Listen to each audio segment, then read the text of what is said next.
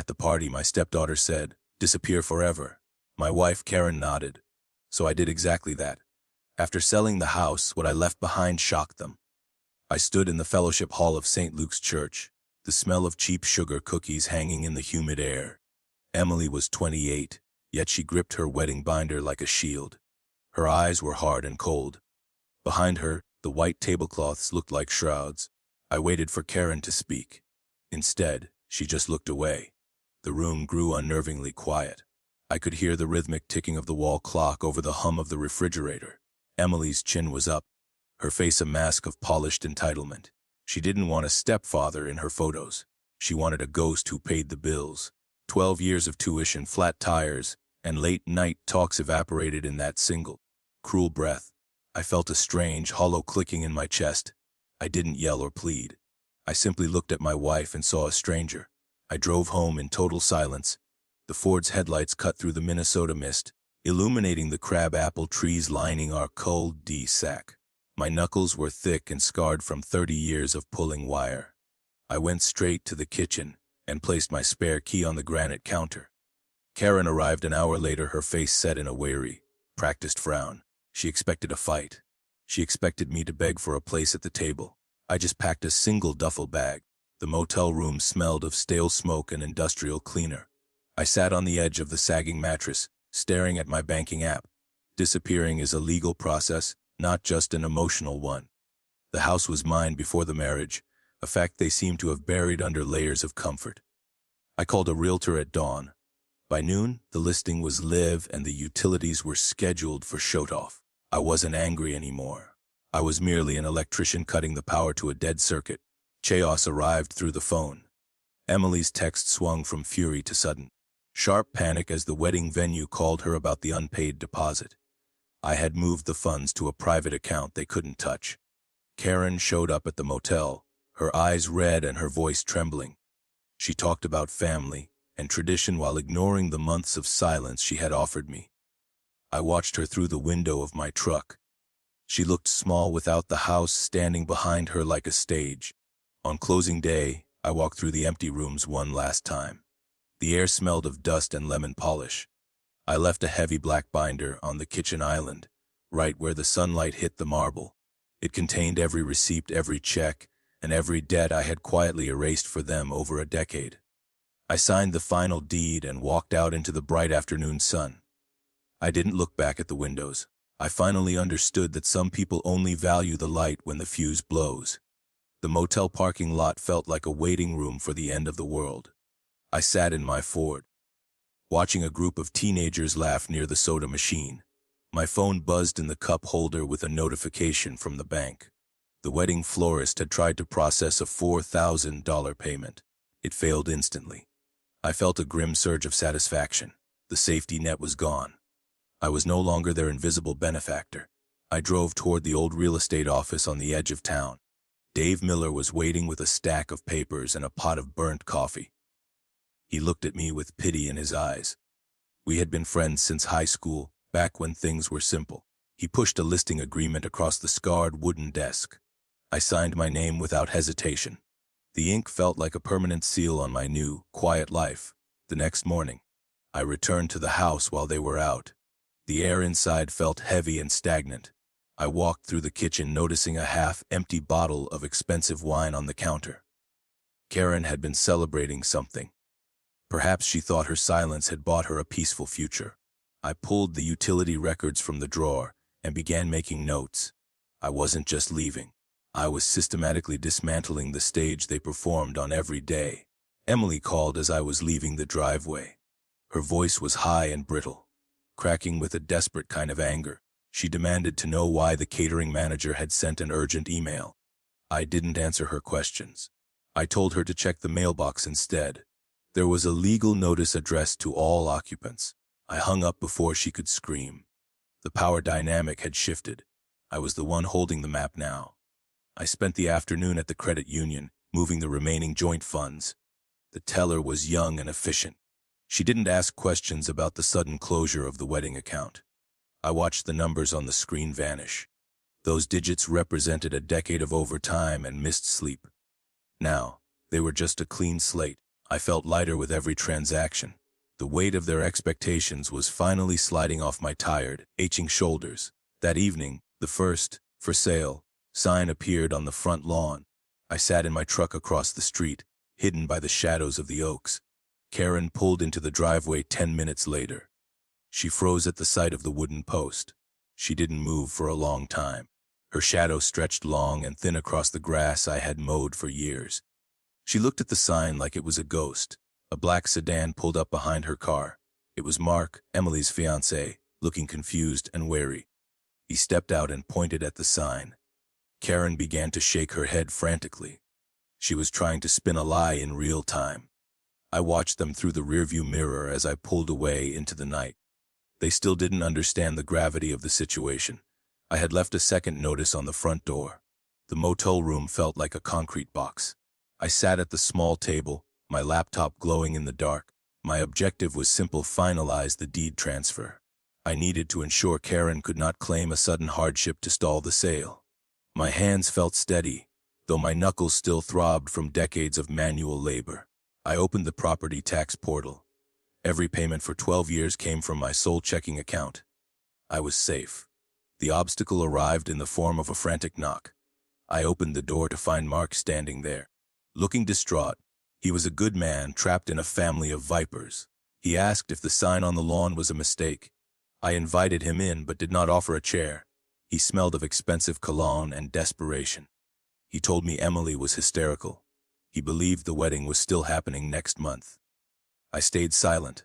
The power balance shifted when I turned the laptop screen toward him. I showed him the line items of the wedding debt. Emily had signed contracts using my name without permission. Mark grew pale as he realized the sheer scale of the deception. He had been told that her father left a large inheritance. There was no inheritance.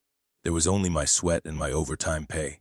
He stared at the screen in total, heavy silence. "She lied to me?" Mark whispered, his voice cracking. I told him that people only see what they want to see. He looked around the bleak motel room, comparing it to the suburban palace I had maintained for them. I could see the gears turning in his head. He was starting to realize that he was the next provider in line. He wasn't a groom to them. He was just a replacement for the man they had discarded. I handed him a copy of the black binder. It was a roadmap of the financial prison he was about to enter. He took it with shaking hands, his eyes scanning the columns of numbers. I told him the closing was in 10 days. After that, the new owners would take possession. There would be no backyard rehearsal dinner. There would be no family home. He looked at me with a sudden, sharp clarity. He finally understood. Mark left without saying another word. I watched him walk to his car, the binder tucked under his arm like a weapon. My phone rang immediately after he pulled away. It was Karen, her voice thick with fake honey and manufactured regret. She said we needed to talk about our future. She mentioned a vacation we had planned for the summer.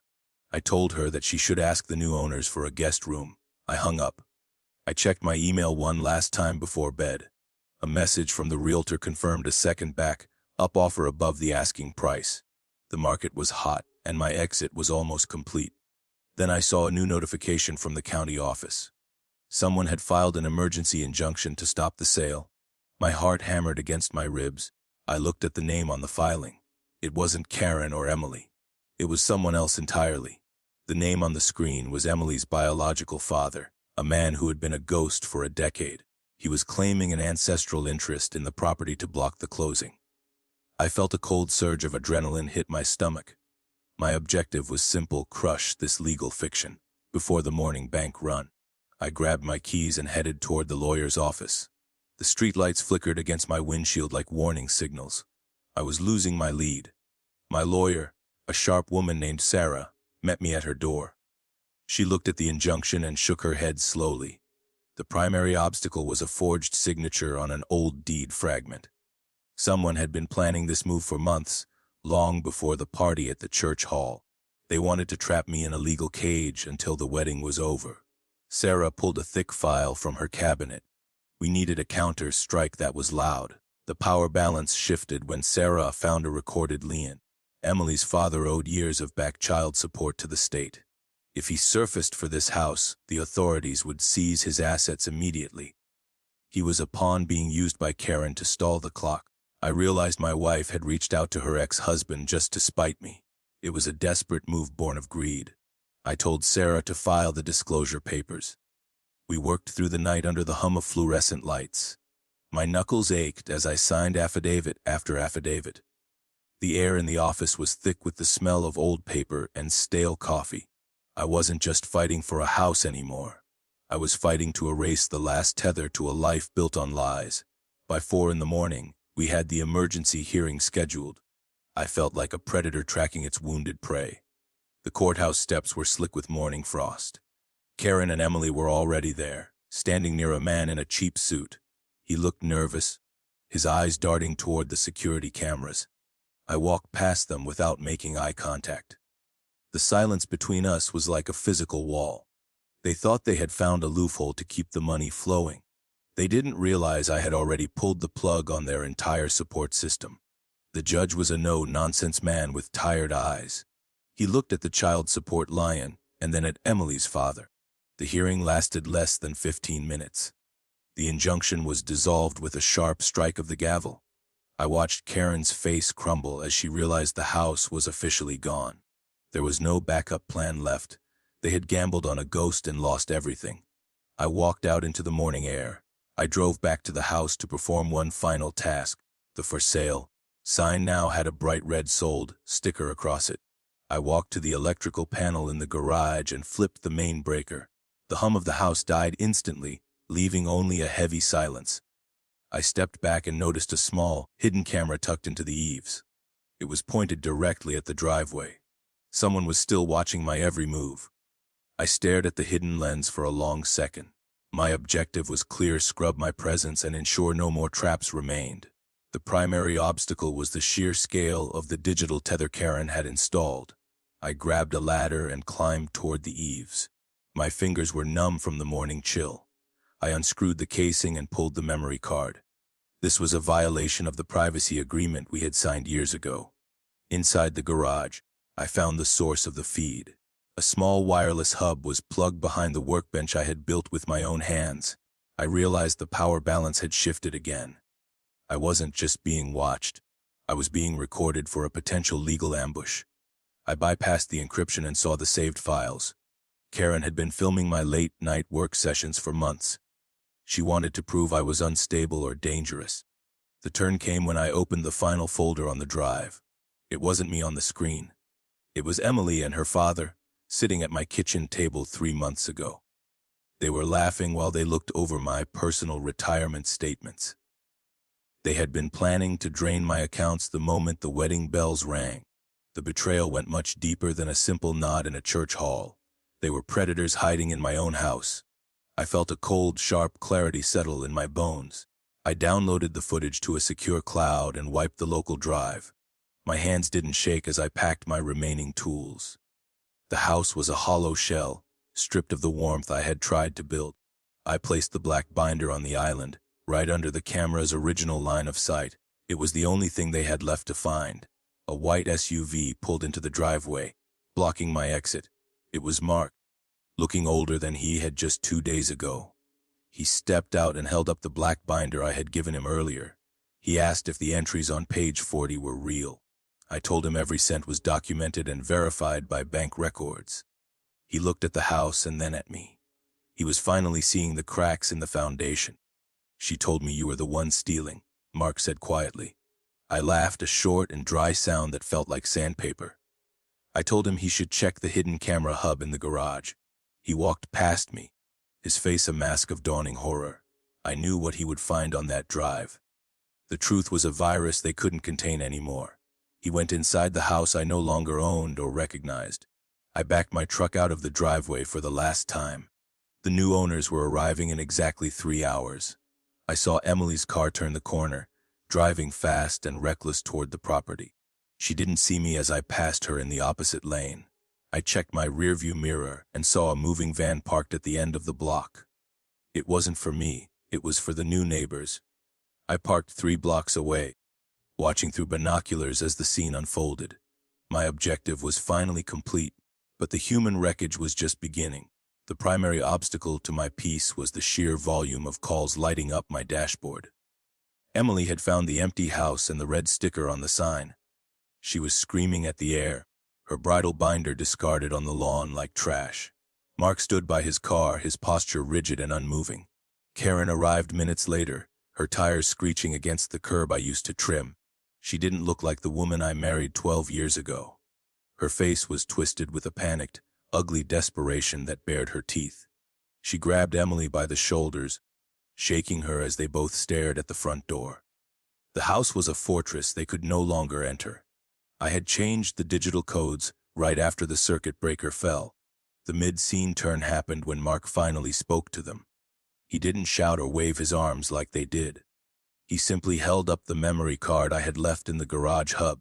I could see the color drain from Karen's face, even from 300 yards away. She reached for it, but he stepped back with a cold, sharp efficiency. He knew the truth about the kitchen table meetings. He knew they were predators. Emily tried to hug him, playing the role of the grieving daughter. Mark didn't flinch, but he didn't reciprocate either. He looked at her as if she were a ghost haunting a graveyard. The power balance had completely collapsed on that sidewalk. He tossed the memory card into the sewer grate near the driveway. It disappeared into the dark, murky water with a faint splash. He was done being their pawn or their bank. Karen began hammering on the front door with her fists. It was a solid oak portal I had installed myself for her birthday. The irony wasn't lost on me as I watched from the shadows. She wanted the stability I provided, but she had discarded the man who built it. The new owners were due in less than an hour. I checked my watch, feeling a strange, hollow sense of timing. The clock was ticking. The neighborhood was starting to notice the commotion on the lawn. Neighbors I had shoveled snow for were peeking through their blinds. Rick from next door actually walked out onto his porch with a phone. He wasn't helping them, he was documenting the madness for the HOA. The reputation Karen had carefully cultivated was dissolving in real time. Every scream and every strike against the door was a nail in her social coffin. Mark got into his sedan and started the engine. He didn't look back as he backed out of the cul-de-sac. Emily chased the car for a few feet, her heels clicking on the asphalt. She tripped and fell, her expensive dress tearing at the knee. It was a pathetic, cinematic end to a wedding that never should have been. She sat on the pavement, sobbing into her hands. The silence that followed was deafening. I felt a pang of something like regret, but it vanished quickly. I remembered the nod in the church hall and the sugar cookies. They had asked for this disappearance with smiles on their faces. Now they had the void they requested, and it was cold. I put the binoculars in the glove box and shifted into gear. My hands were perfectly still on the leather wheel. I was finally a free man. A police cruiser pulled into the street, lights flashing blue and red. Someone had called in a domestic disturbance at the sold property. The officers stepped out, their hands resting cautiously on their belts. They approached Karen, who was still slumped against the locked door. I watched them ask for her identification and proof of residency. She had neither. Technically, she was trespassing on a stranger's private property. The law was finally indifferent. I drove away before the handcuffs came out. I didn't need to see the final act of their self-destruction. My phone buzzed one last time with a message from an unknown number. It was Mark, thanking me for the binder and the truth. He said he was leaving town tonight and never looking back. I deleted the message and turned off the device. A new complication sat in my passenger seat. It was Karen's hidden diary. The small leather book sat on the seat like a live grenade. I pulled into a quiet rest stop overlooking the river. My objective was to confirm if any shred of the woman I loved remained. The primary obstacle was my own hesitation to open that final door. I traced the worn cover with a thumb. The sun was setting, casting long bloody shadows across the dashboard. I took a breath and cracked the spine. The truth began to spill out. Karen had started writing months before the church meeting. The entries were cold and transactional, listing my assets like grocery items. She didn't write about our anniversaries or the quiet mornings we shared. She wrote about exit strategies and alimony potentials. She detailed how Emily's wedding would be the final payout before she filed for divorce. The mid-scene turn hit me on page 20.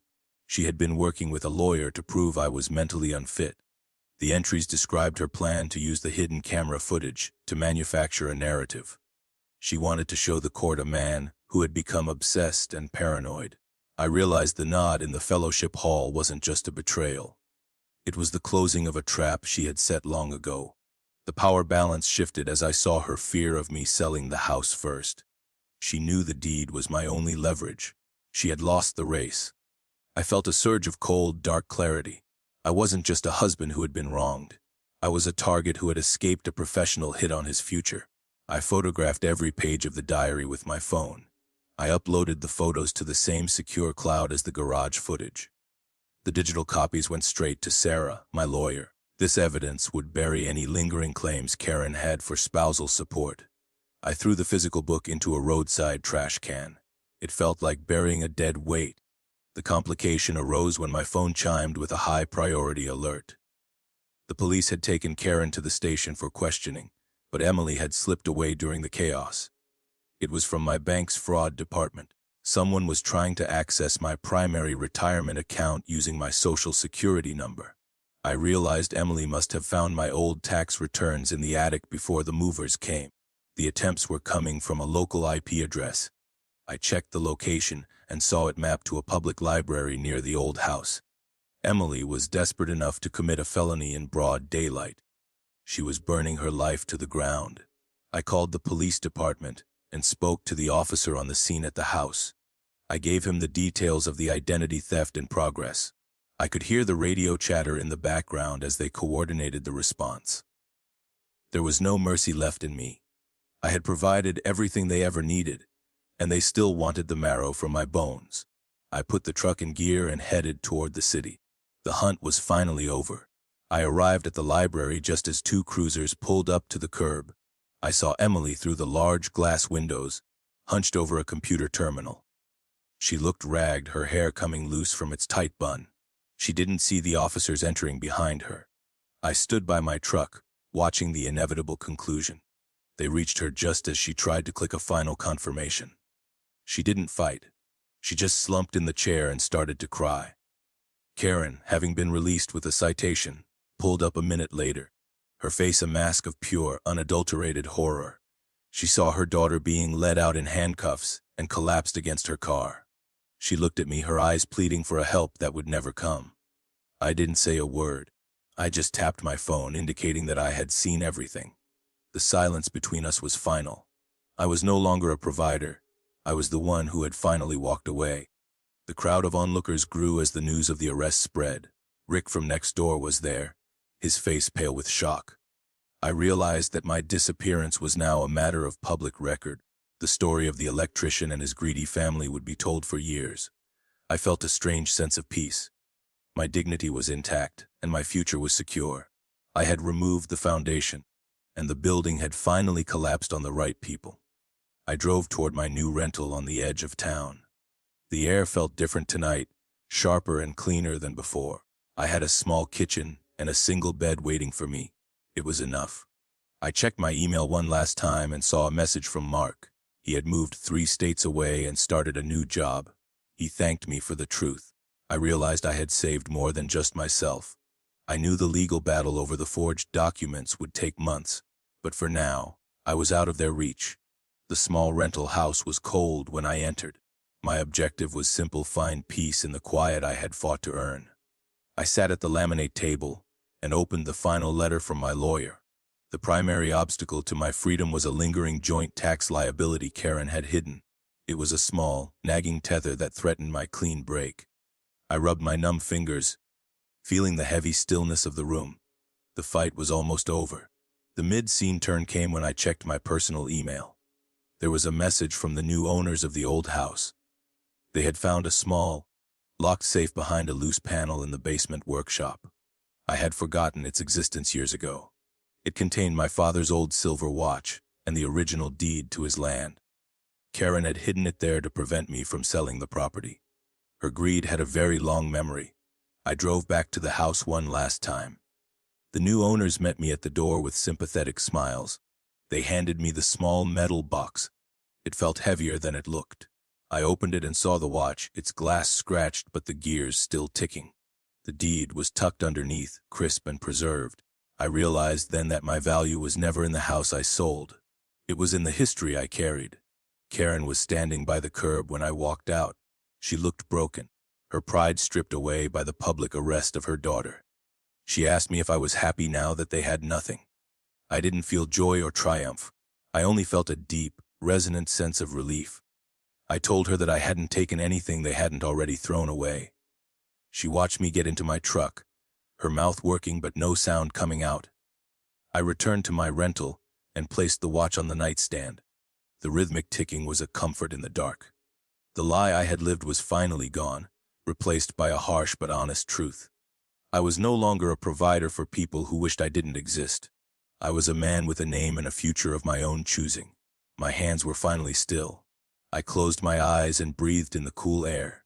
The final complication arrived as a soft knock on the door. I opened it to find Emily's fiancé, Mark, standing there with a suitcase. He had nowhere else to go after the wedding collapsed. He looked at me with a mixture of shame and hope. He asked if I needed an apprentice for the spring season. I stepped aside and let him into the light. The story wasn't just about my exit. It was about who followed.